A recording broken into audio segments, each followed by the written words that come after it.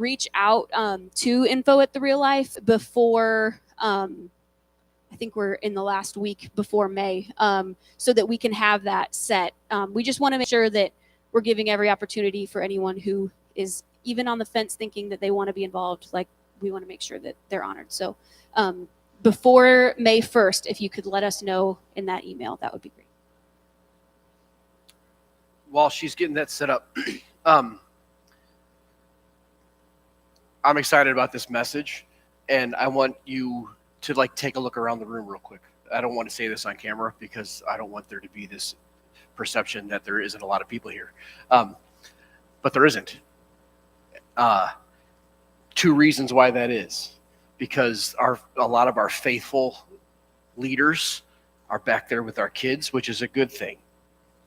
Second thing is because we have more seats than we do people, which is a good thing. But I want you to take a mental snapshot of this space and remember that throughout this message. And I'm not saying that in a negative context. It is what it is. But I want you to, even throughout the days ahead, to process this, what's coming, through the visual of what's in this room and what isn't in this room, okay?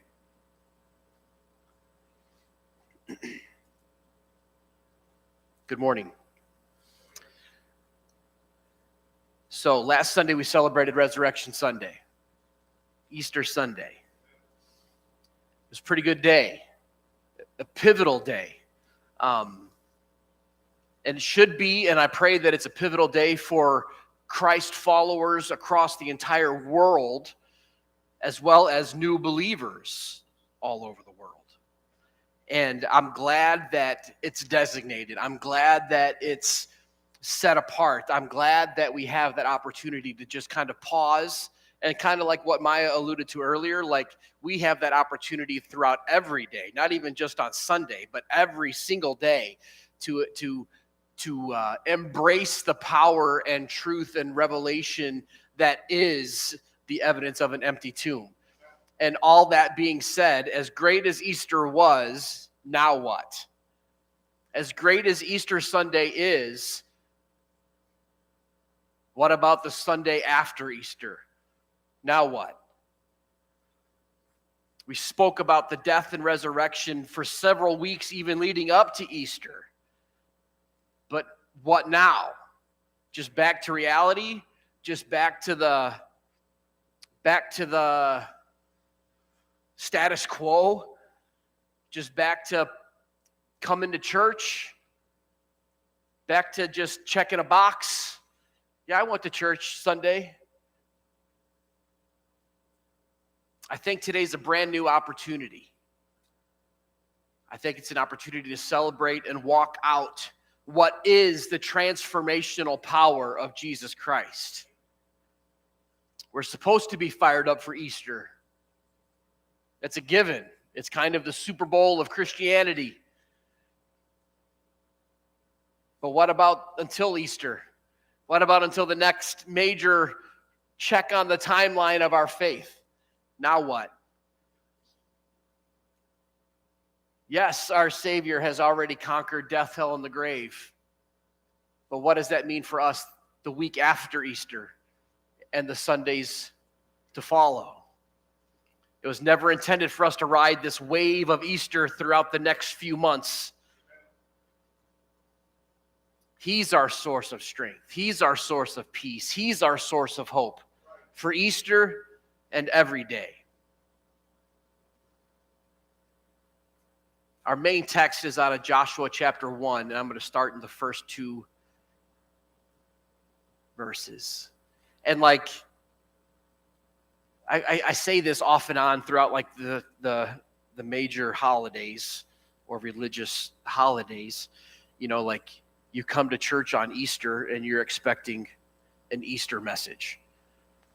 But I was really on my face this week, well, what am I supposed to say the week after Easter? That's a big one. But the experience, the encounter that we had through the evidence of the empty tomb, what does that mean for us the week after, and I went round and round and round, not fighting with God, but just trying to find the right word, not just for a church, but this church. And I don't know how we end up in Joshua the week after Easter, but here we are. After the death of Moses, the servant of the Lord said to Joshua, son of Nun, Moses' aide, Moses, my servant, is dead. Now then, you and all these people get ready to cross the Jordan River into the land I'm about to give to them, to the Israelites. And in case you didn't pick up on it, Moses is dead. They said it twice. Kind of a big deal. To us in 2022 in Kankakee, Illinois, like, okay, I get it. Moses died. Next chapter, next phase, whatever. But in context, that's big news. Lot of confusion, lot of anticipation, lot of questions going along with that, because this is the guy that God appointed for set my people free. And he's what now? Doesn't make any sense. He's led this group of Israelites through the desert wanderings over the past 40 years, and now he's gone. Enter Joshua. When I read about this, the interaction or the bond between Moses and Joshua, without getting into ages and the gap between the two, I picture Joshua like an annoying little brother. Like everywhere that Moses went, like he turned around and like bumps into Joshua, like right there. Like he wanted to see everything that Moses saw. He wanted to experience everything that Moses experienced. He's going to see God. He's going to literally meet with a cloud of God's glory and get input on what he's supposed to do for the Israelites. And right there, Joshua. So the Israelites in their camp, they see the cloud, which is Jehovah God, coming to meet Moses. And you don't need an alarm clock when this day comes. And they all step out of their tents just in anticipation of what is to come. They don't even know what's to come. They have to wait for Moses to come and tell them what God said. But they know that it's coming from God. God isn't coming to them in this instance. He's coming to the man that God has appointed over them, and they're just anxiously anticipating Moses to come to them. And they just simply step outside of their tent and just start to worship. Just start to exalt the name of Jehovah God, who is their source, even in the middle of chaos, even in the middle of uncertainty about what is to come. They don't fully understand, but in the middle of it, they know that Jehovah has come. I don't understand why we're here. I don't understand why it's taken us 40 years to get right there. But all I know, in the middle of it, you are here in the middle of it. So whatever you want to say to this guy, we worship you. We exalt you. And they just worshiped and worshiped and worshiped until Moses came back. And they went back to their tent, their home. And just if we can pause there just for a moment. What if, and I'm not putting this on you, but just own it for wherever you're at. What if, in the middle of our uncertainty, in the middle of our fear, in the middle of our sickness, in the middle of our debt, in the middle of our fill in the blank, whatever it is that's consuming your mind today, that you knew for a fact that God was going to show up right in the middle of it, and you just chose, without having any tangible evidence of what he's going to do, you just step out and begin to rejoice and worship and exalt him, not because what he's already activated, but simply because of who he is, and he's showing up right in the middle of your mess. How much different would the situation be? How much, and this is more than perspective. This is reality. He can change the reality of your situation, not simply just how we view it, but the reality of it.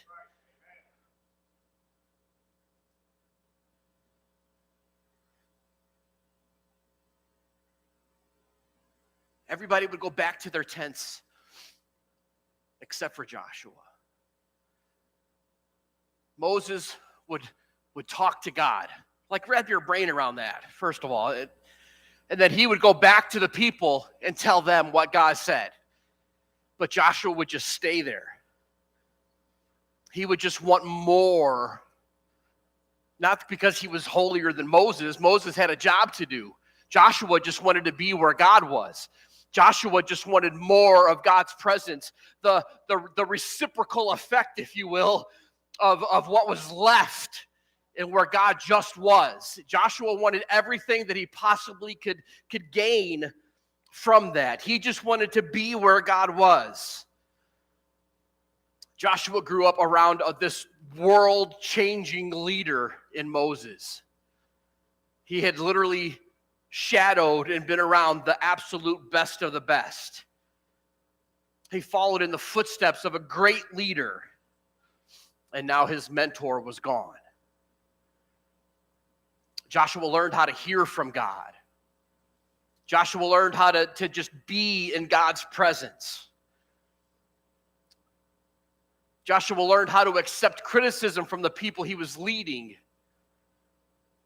and still lead strong and lead well. The one who taught him everything is now dead. Can you imagine, can you picture Joshua trying to navigate how in the world is he going to be the one to lead these people into the promised land? Like, before we planted this church, Nikki and I were completely content. And I don't even say content in a negative context, but we were thrilled to be number 2, number 3, number 4 in command. Like, we were excited to just help the lead guy. That's why there was so much pushback when God said, do this. Because there was just something about being this guy that wasn't appealing, and some days still isn't appealing. Joshua was content with just being the helper. And up until this point, that's who he was supposed to be. That's who he was called to be. But now, just like that, he's the one. And now, just as much as he was in God's presence, as much as he learned and saw what Moses did, now he's having to be the one to lead the people that he was really just a part of.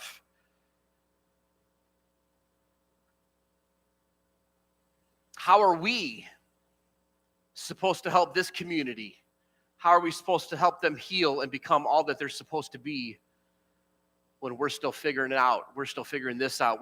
And we don't really fully understand, fully grasp the opportunity or the potential that we have.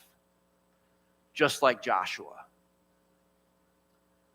How are you supposed to be the spouse you're supposed to be when you were never shown how to be a good spouse? How are you supposed to be a good parent when you were never shown how to be a good parent? How are you supposed to be the leader you're supposed to be when you've never seen the leader that you wanted someone to be over you? And now it's all similar for Joshua, trying to bring these people in, not just into that area, but bring them into the promised land. It's quite the responsibility. I feel like we're all a lot like Joshua, because Joshua didn't realize that God had put some things into him before Joshua was ever even going to need the things that God was going to call him to do. So if you're reading a paper Bible, we started in Joshua 1, and if you just flip the page back, we're going to look at Deuteronomy 34, verse 9. It says, now Joshua, son of Nun, was filled with the spirit of wisdom because Moses had laid his hands on him. So the Israelites listened to him and did what the Lord had commanded Moses. So Moses is still alive, going back, lays his hands on Joshua, and in so doing, Joshua was filled with wisdom, and the people listened to what Joshua said. Here we see an exchange that's happening when Moses puts his hands on Joshua, and Joshua is being prepared for what's next. Joshua is being prepared for the season to come. He doesn't even fully understand what's coming, but in that moment, he was being prepared for what was to come. God is downloading something into Joshua that God knows Joshua is going to need in the future. In the moment, his mentor is praying for him. In the moment, his mentor is blessing him. But God was doing something in that to prepare him for Joshua chapter 1. When Moses is gone, in the moment, it was just a cool thing that he may go home and write about in his journal, but little did he know until he looks back, that's why. I didn't fully understand it then, but now that I'm in it, now that I'm the reality of the absence, the loss of Moses, and it's not that I took that for granted, I just didn't get it. I just didn't fully understand the significance of what that meant. But had I not gone through that, had I not endured that, had I not received that, I wouldn't be prepared or qualified or even capable of doing what I'm now having to do. I had to do that in order to do this. It wasn't about whether or not that made sense. I had to do that. That had to happen to me in order for this to happen to me. Whenever we feel insecure or unprepared for what's next, we really need to be intentional on looking back a page, looking over our shoulder, if you will, and seeing what God might have been downloading into us in the previous season.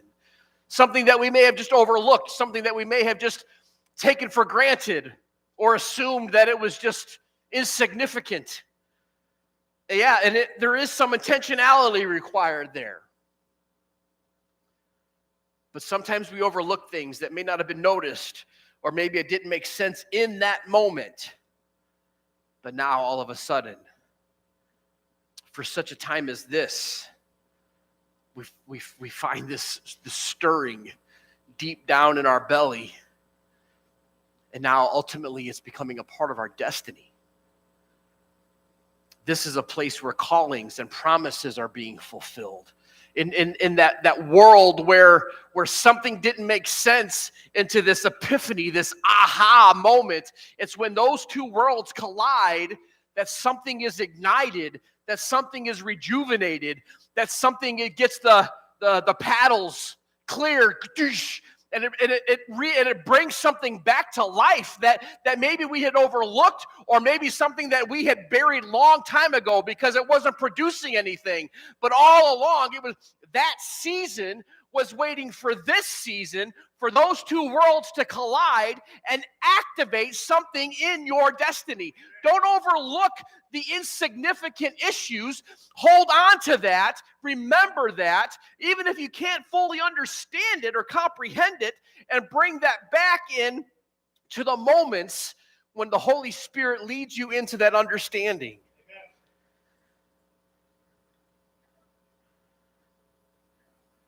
At some point in your past, God has given you something that you need for right now.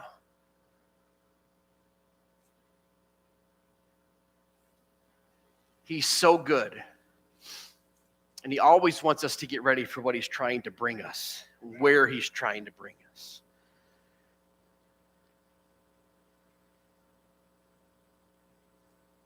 So if you're feeling insecure, if you're doubting yourself, if you're feeling there's no way that you can do this, or if you think the next chapter is just too big, too great, there's no way I can do that, just take a glance back and try and find whatever it may be that God has already given you for this season. I believe he's the kind of God that tells us, in the moment I gave it to you, it confused you, because in the moment you didn't need it, but I didn't give it to you for that moment. I gave it to you because I knew that you were going to need it now. I know this is a weird transition, but anybody watch Cobra Kai or Karate Kid? Those of you that may have not. Daniel Caruso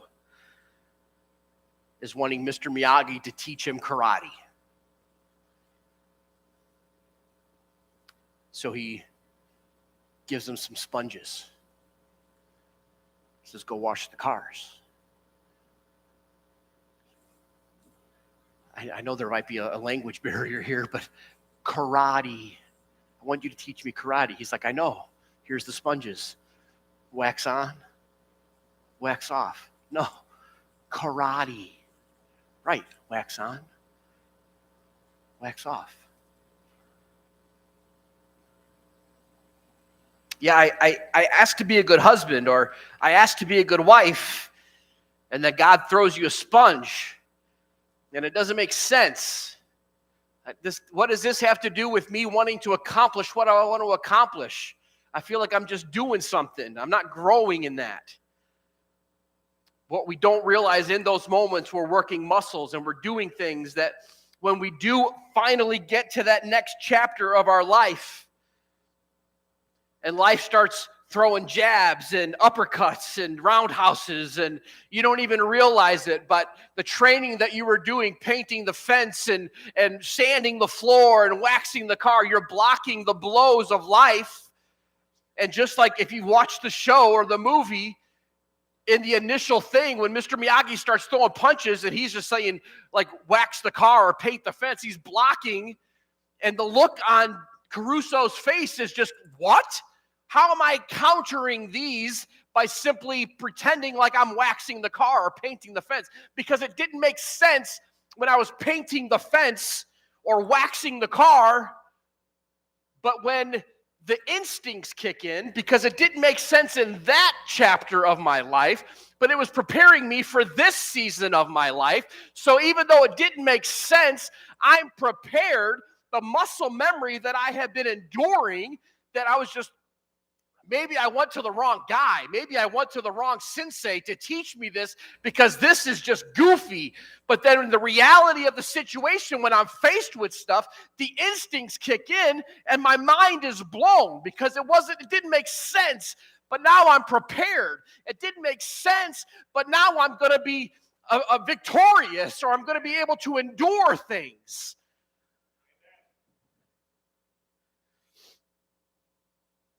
Far too often we dismiss the things that we've learned in the previous season. I think we overlook things that God has placed in us because it doesn't make sense. And we fail to recognize or realize that it's all for what's next. Nothing is wasted. And this is exactly what God did for Joshua. He had hands laid on him before Moses ever died. So that when this transition happens, Joshua was more ready than he ever even realized he was. This didn't happen because Joshua was great, because Joshua was qualified. This happened because God is great, and he's interested in seeing things fulfilled in his children.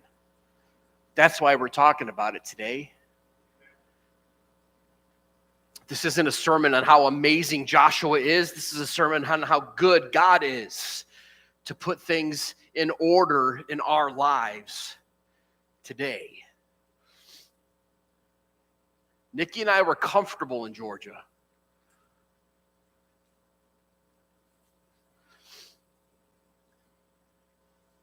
Plant a church in Kankakee. Say what? Say that again, God. Renovate half of an old furniture store on Court Street. Sorry, you're breaking up. I'm driving through a tunnel that I can't really hear what you're saying. Lease an old warehouse space, spend years renovating it. When you don't know how to renovate anything, say, what, God? Have we met? Pour into people and help them heal, overcome things in their lives, and become whole and free for perhaps the first time ever. God, I still have issues. God, I'm still struggling. How am I? But what we fail to realize is that throughout our entire ministry, Nikki and I, when none of that other stuff through the years made any sense, when we would go home and just cry and look at each other like, why? Why? Why is this happening? All of it was to prepare us for this.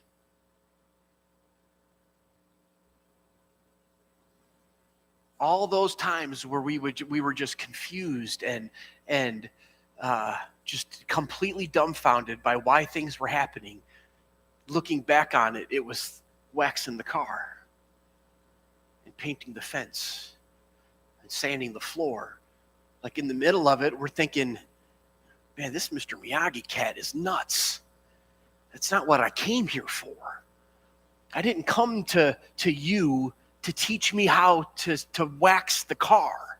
I came here to learn how to minister or how to lead or how to reach people.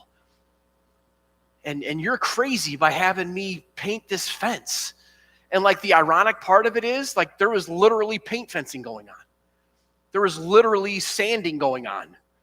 I don't think I waxed many cars for ministry, but I did some sanding and painting. And like I remember thinking, like, why? But because and this isn't, Nikki and I weren't floating on the air just thinking, oh, all this is so we can be good later. No, we were honked off. We weren't loving it. We weren't thrilled. We were confused and angry at how come we weren't being able to fully be. God, you called us to do this. God, you created us to do this. What does this have to do with anything? Like, the only thing that's getting out of this is I'm getting bitter and I'm getting offended and I'm getting angry. It's real life church, guys. Sorry if you think less of me. But then fast forward in more recent years, when the punches start coming, and we end up blocking or dodging or countering, and it actually feels like we're gaining some ground. And just like we were somewhat shocked and surprised, it was a little overwhelming at times to look around and see certain people that we thought were our friends observing us and critiquing us and seeing that we were actually gaining ground and that God was actually using them. Did you ever feel good about yourself and then somebody that you thought cared about you is looking at you like, how come? Where are you? That makes you feel all warm and fuzzy, right? It's just like a big God hug. No, that stings. But we've said it from the beginning, like in order for anything to take root here, it's painfully obvious sometimes. It has nothing to do with me. It's not because of my gifts.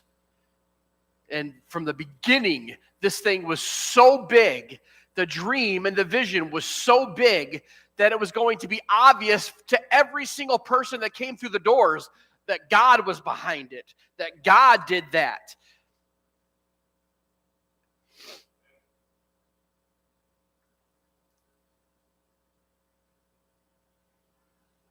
God had RLC in mind the entire time. God had each and every one of you in mind from the very beginning. There's plenty of times Nikki and I would look at each other in defeat and say, what are we doing? We have no business doing this. With our past, there's no way God is calling us to do this. While God was saying, I had this plan the whole time. Your steps are ordered by me.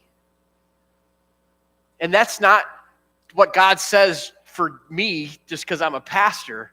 Your steps are ordered by him.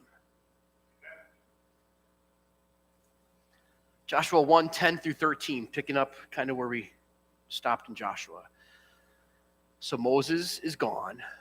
So Joshua ordered the officers of the people, go through the camp and tell the people, get your provisions ready. 3 days from now, you will cross the Jordan here to go in and take possession of the land the Lord your God is giving you for your own. Like, don't just get caught up in the reading. 40 years of just wandering.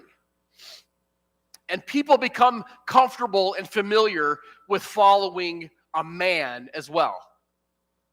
So 40 years of following Moses, 40 years of stepping outside of their tent, worshiping Jehovah as Moses would go to meet God. And then Moses would return, and they would return to their tent and wait to hear the message from Moses that God gave Moses. And now Moses is dead and gone, and Joshua is coming to the same group of people and saying, get ready, in 3 days we're going to take the promised land. I would imagine there was a percentage of the group that was like, finally. But I can't help but think that there was another percentage of the group that would think, why now? Why couldn't we have gone in already? Why did Moses have to die in order for this to come to pass? Why Joshua? Why not Moses? And that's just human nature. That's just the way people are wired. And not that I anticipate anybody being at risk with this, but don't ever set your eyes to me. Don't ever be all in on whoever's standing up here. We will let you down and disappoint you if we haven't already. Hold on, we will. It is 100% about Jesus Christ. And I'm human just like you're human. And I'll make a mistake just like you'll make a mistake. But just like I'm going to come along you and we're going to lock arms and we're going to figure this stuff out, I long for a church to come alongside me and lock arms and let's figure this out. It's not about elevating an individual over any other individual. It's about surrendering to the leadership of Jesus Christ to accomplish what he wants to accomplish for such a time as this.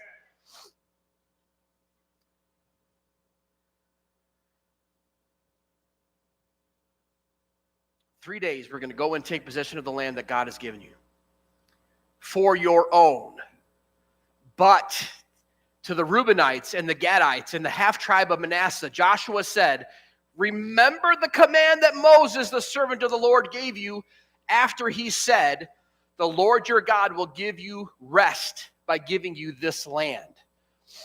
This is very important because those three tribes were anxious. Those three tribes weren't interested in allowing the full plan to come to pass. Because the land that Joshua is saying, remember, you three, remember what Moses told you. You prayed that God would give you this land. So here's the Jordan River. The promised land is west of the Jordan River. They were impatient, and this land was good enough. So Moses said, okay, God said, you guys can have this land east of the Jordan River. So now they're 3 days away from stepping into promises, stepping into things being fulfilled in their lives. And Joshua's like, all right, guys, 3 days, get your stuff together. Like, we're gone. Hey, you three. Remember what Moses told you. Remember the arrangement you made with God. This is yours. You're not stepping into the promised land. This is yours. There was no fight to be had to inhabit this land. There was no conflict. Pitch a tent, it's yours. Everything on the other side of the Jericho in the promised land, Jericho and the other areas in there, they were going to have to possibly lose some life to inhabit the promise. There was going to be sacrifice and conflict and struggle to step into the promise. Maybe that's a sermon for another day. There was no conflict for the other three.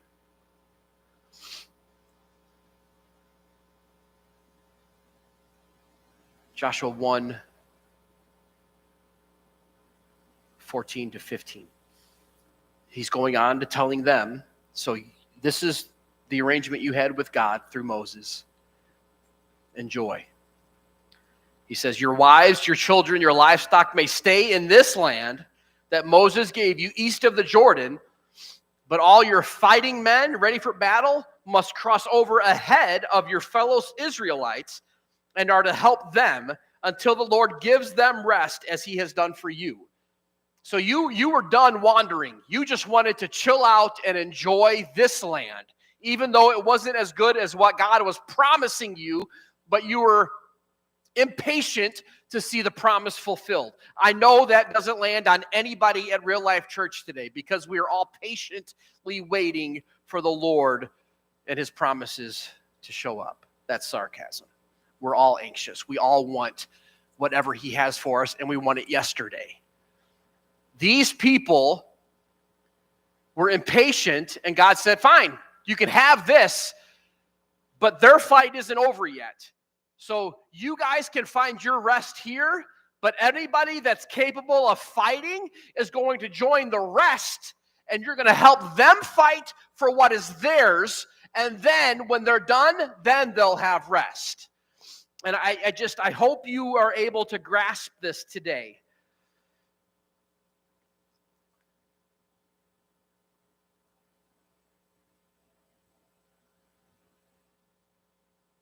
The first few tribes had already had their land, but the other tribes hadn't gotten their land yet.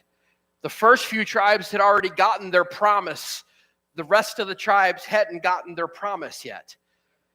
Basically, Joshua was telling the first tribes that since they already have theirs, that doesn't mean that they can just sit back and do nothing while the others don't have theirs yet. Well, I got mine, and just kick back and relax. Have fun. That wasn't how it was going to work. Yes, God gave you your promise, but he still needs you to get your fighting men ready.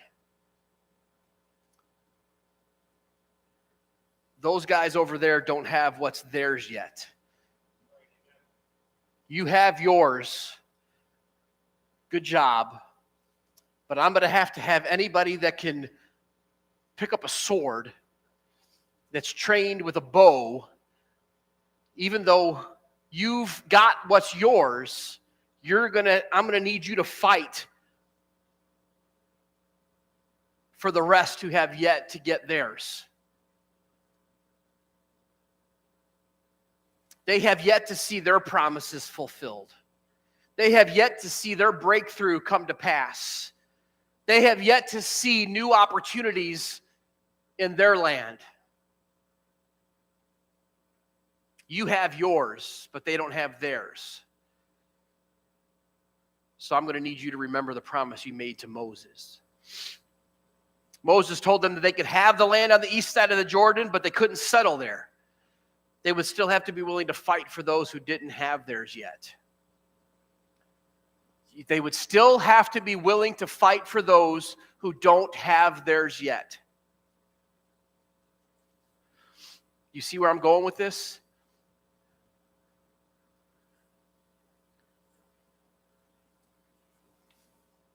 We have to be willing to fight for those who don't have theirs yet.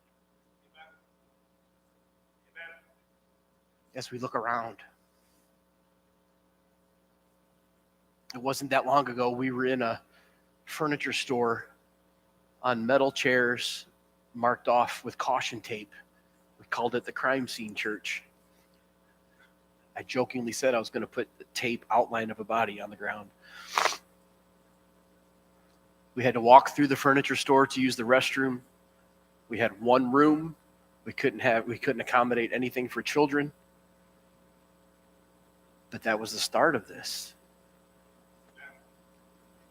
People there faithfully came and faithfully gave so that you could faithfully come and sit in a beautiful space with comfortable chairs. Enjoy the space. They sacrificed, and I was embarrassed. You had to park in a CVS parking lot because we didn't have any parking. And I would invite people, but in the back of my mind, I was kind of hoping they wouldn't come because I was embarrassed. But it was what God called us to do, so be it. And then people started coming, and I couldn't understand it. It didn't make any sense. And I was like, okay, God, wax on, wax off, I guess. And people gave and were faithful, and we served the community in ways that still blow my mind. I can't even remember how many hot dogs and bicycles we gave away. But all of that happened so that everyone here could be comfortable and receive from Jesus. But we're not done. You're here today not so that you can just kick back and say, thank God. We're here. We have carpet indoors and heat and air. You're so good and faithful. Praise the Lord. And just until Jesus comes back. We need to pick up our swords and we need to be in fighting position. Just because we have ours, we have to fight alongside those that don't have theirs yet. That's why we're here. We're not here to be comfortable. We're not here because we've arrived. We're here to help create a place for those that don't have theirs yet. We were them. Without Jesus, we're still them.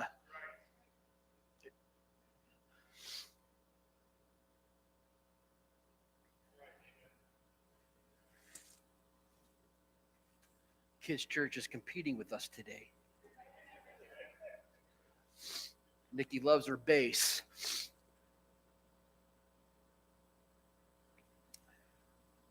That wasn't a complaint, by the way. I love it.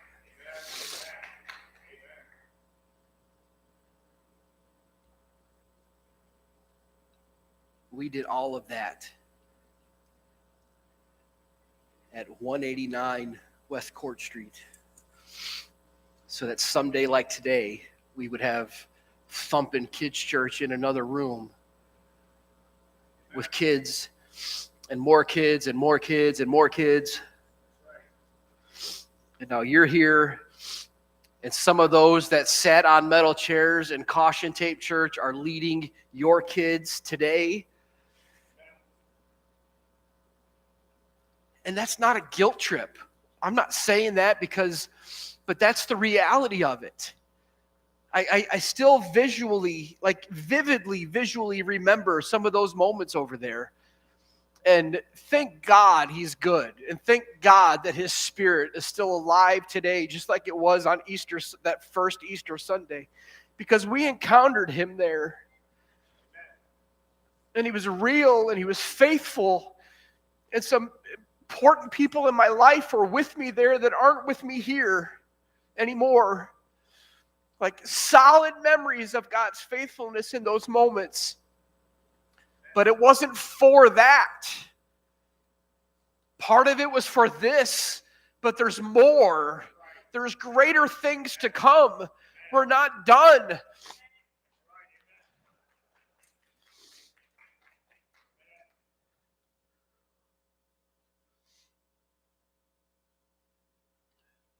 This isn't a And exhale, finally, oh, we're good. The kids' rooms are open. We can finally just relax. God has answered my prayers. And then people come in. You guys typically sit there. You guys typically sit there. Although the closer to the front you get, there's less risk of somebody taking your seat. So you're pretty safe. But then you come in and there's somebody sitting in your seat. And like, as I type that, like, I don't see that as an issue here. But there's churches in the past where that's been like, I've literally been a part of churches where somebody would come up and tap somebody, a visitor on the shoulder and say, you're in my seat. Because that's what Jesus would do, right? And like, whatever, I'm not bashing them, but I've seen it happen. And like, I truly don't see that as that being the case here. But like, we're going to grow. And I'm not even being silly, but like, I pray that that you come in some Sunday and there's somebody sitting in your seat. Like, I pray that by the time you get into the parking lot, your favorite parking spot is taken. I pray that you wake up late and you don't get breakfast and your favorite chocolate Long John is already taken by a first-time visitor. Like, I pray that these things happen. And I pray that it doesn't like sting or affect you negatively, but that it activates something in your spirit in a way that days like this were for that. This wasn't because we've arrived. This is for that. We're here and God is faithful, but I'm still fighting ready. I'm still capable of swinging a sword, and I'm willingly and excitingly going to fight for them to get theirs. Just because I've received mine doesn't mean I can't fight for somebody who's yet to receive theirs. Can we be a fighting church? Can we be a church that is ready to fight alongside people for them to have what you have?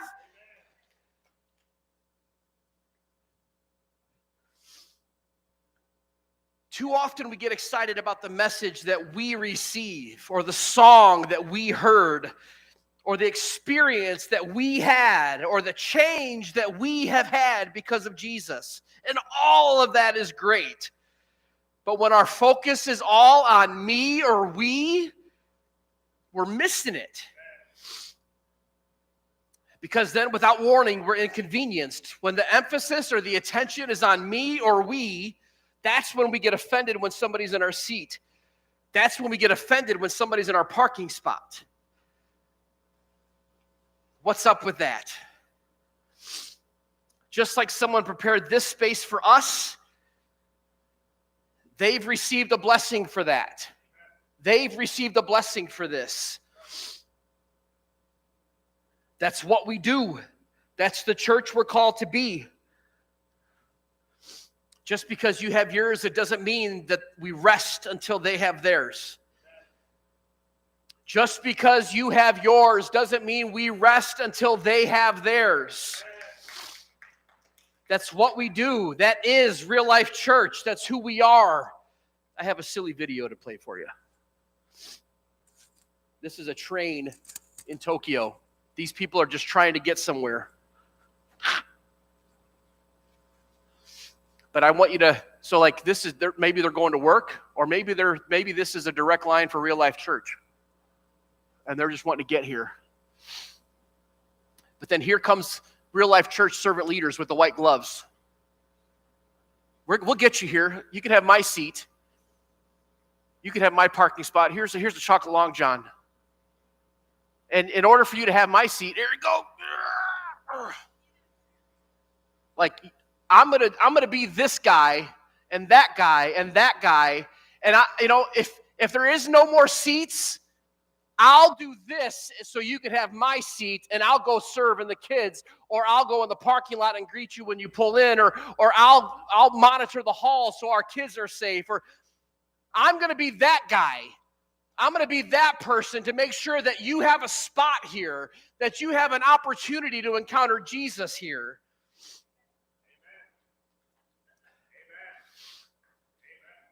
We should be doing all that we can to help others receive fulfillment in his presence. We can't sit back talking about how I have my blessing and me and my house. I'm going to be thinking about those who don't have theirs yet. And I'm going to go above and beyond my level of comfort in order for someone else to have what I already have. Can we help create a culture that isn't settling for what God has already done for me and mine, but that we're going to pick up a sword and fight for them? I hate them. I hate the word them, not them. That came out way wrong. You know what I'm saying. We'll edit that, maybe. Just kidding. For them to have theirs.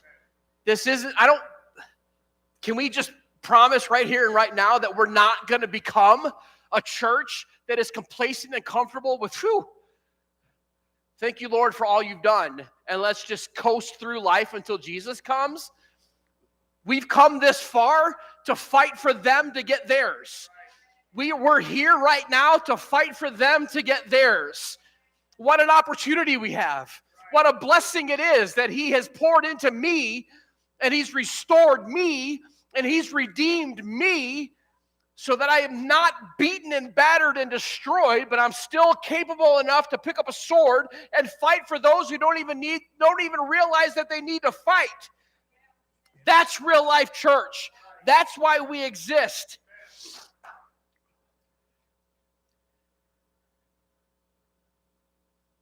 Aren't you glad that Jesus, our Savior, our Redeemer and friend, didn't settle with things being good enough in heaven? Man, I have angels singing, holy, holy, holy. Why would I want to leave this? This is why he would leave that. Instead of being comfortable, he acknowledged that he is high and lifted up, but he also acknowledged that it wasn't right until he made a way for all of us to have access to the Father. So Jesus leaves his place of comfort and enters into humanity, lives a life of purpose and a call to serve, love, bless, and encourage in order for people to find their way to God. That's the church. That's the capital C church. That's who we are. That's why we're here. It's not a bad thing when new people come. It's not a bad thing when more and more people come. It wasn't a bad thing when you came.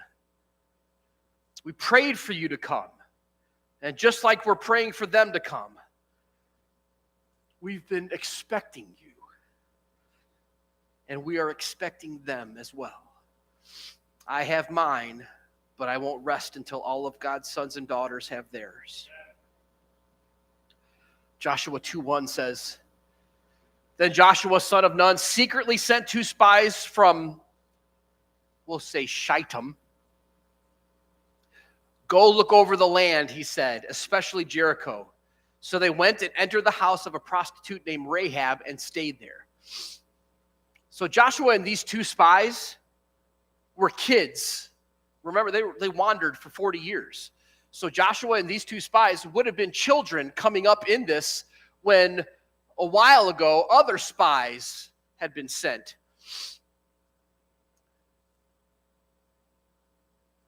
These spies came up in a time where their parents basically just didn't do things right. That being said, some of us are living in a reality that we did not create for ourselves. Our parents made certain choices, and those choices impacted us in such a way that maybe you feel like you've been the one wandering for 40 years. With Moses, God brought all of the parents out of bondage, but the parents still didn't get it right. They didn't respond in faith. They didn't respond in gratitude towards God. Instead, they murmured and complained. And as a result, God said that generation would wander through the wilderness and would not enter the promised land. But their kids would. These spies, along with Joshua, would have been the next generation that would be granted access to the promised land. But again, I can't help but wonder if these spies were thinking about the last time 2 spies were sent out. Numbers 13. I'm jumping around, but there's a few different verses. The Lord said to Moses, send some men to explore the land of Canaan, which I am giving to the Israelites. From each ancestral tribe sent one of its what? Leaders, okay? Remember that. These are the leaders of the tribes. So at the Lord's command, Moses sent them from the desert of Paran. All of them were leaders of the Israelites. They gave Moses this account. So they sent spies out. And the spies consisted of the leaders of the tribe, the ones who you would think had the tribe's best interest in mind. They gave Moses this account. We went to the land to which you sent us. It does flow with milk and honey. Here's its fruit. And you read in it, they were literally carrying grapes on a stick, like it was too big for them to carry. 2 guys had to carry. Here's its fruit. But the people who live there are powerful, and the cities are fortified, very large. We even saw descendants of Anak there. Then Caleb silenced the people before Moses and said, we should go up and take possession of the land, for we can certainly do it. But the men who had gone up with him said, we can't attack these people. They're stronger than we are. They spread among the Israelites a bad report about the land that they had explored. They said, the land we explored devours those living in it. All the people we saw are great size. We saw the Nephilim, which were descendants of Anak, come from Nephilim. We seemed like grasshoppers in our own eyes, and we looked the same to them. So they were fearful, and I doubt anybody of these giants went up to them and said, you guys are like grasshoppers to us. That wasn't spoken to them. They just assumed, they felt that amongst themselves. You can't have a church in Kankakee, Illinois. Why would you want to plant a church in Kankakee, Illinois? Why would you try? You might be able to plant a traditional religious church there, but why would you try to plant a genuine, real church where people can just come and be themselves? You can't preach truth and create a Jesus culture in the middle of an area of religion and tradition. You can't do that. We can't do that. We can't create a healthy environment for our kids to encounter Jesus in the middle of the current culture of our world. We can't do that. We can't have a church with men who are full of integrity and free from Satan's grip. We can't do that. We can't have a church with women who are strong and fearless and secure and who God called them to be. We can't do that. There are too many people spreading bad reports. That was sarcasm too. But Caleb heard enough. I'm glad we have a church of some Calebs. Amen. Caleb heard enough. Silence. We can do that. Right. We are able. That's ours. Amen. God has already provided. He has heard our prayers. And this is his promise being fulfilled. The negative report from the leaders literally stopped God's kids from entering their fulfillment of God's promise in their life. The people that were appointed to lead them spread fear instead, and as a result, they died in the wilderness. You want to be a leader at Real Life Church? There's responsibility with that. We're not going to just play church and whatever happens, happens. We're going to yield and wield some swords and fight for people to walk in their own individual promises being fulfilled. We're not trying to create something to pad something for any individuals. We're trying to create a culture for freedom to reign and bondages to be broken and generational cycles and curses to be destroyed in the name of Jesus. Leaders literally stopped kids from entering into the fulfillment of God's promises in their lives. Why are we consulting giants about whether or not God's promise is true? Why are we consulting culture or another church down the road to determine whether or not we can trust what God is calling us to do? We already know that he is for us and not against us. We already know that we are made new in him. Why are we asking giants or our past version of ourselves for permission in order for us to take possession of what God has already promised us? Stand with me if you would, please. Joshua 2:23 and 24. Then the two men started back. They went down out of the hills, forded the river, and came to Joshua, son of Nun, told him everything that had happened to them. And they said to Joshua, the Lord has surely given the whole land into our hands. All the people are melting in fear because of us, beyond a shadow of a doubt. There's no uncertainty. There's no fear. Surely the Lord has given the whole land into our hands. And I believe that God wants us to walk in this same confidence into the next season that he has for us, that he has for you, and that he has for us. And if you're thinking, well, how in the world am I able to step into that? Take a look over your shoulder and try and remember what was downloaded into your spirit in the season where you didn't really understand it, didn't really make much sense. And I would venture to believe that God has already given you something that is going to equip you to step into the fullness of what he's wanting to use you for next. Beyond a shadow of a doubt, no matter what your mom or dad or grandma or grandpa did or didn't believe about God's promises, they will be fulfilled for me and in me so that the same can happen for them. They will be fulfilled in me and for me and through me, so the same can happen for them. God has called us here for such a time as this. We don't answer to giants. We don't answer to our past.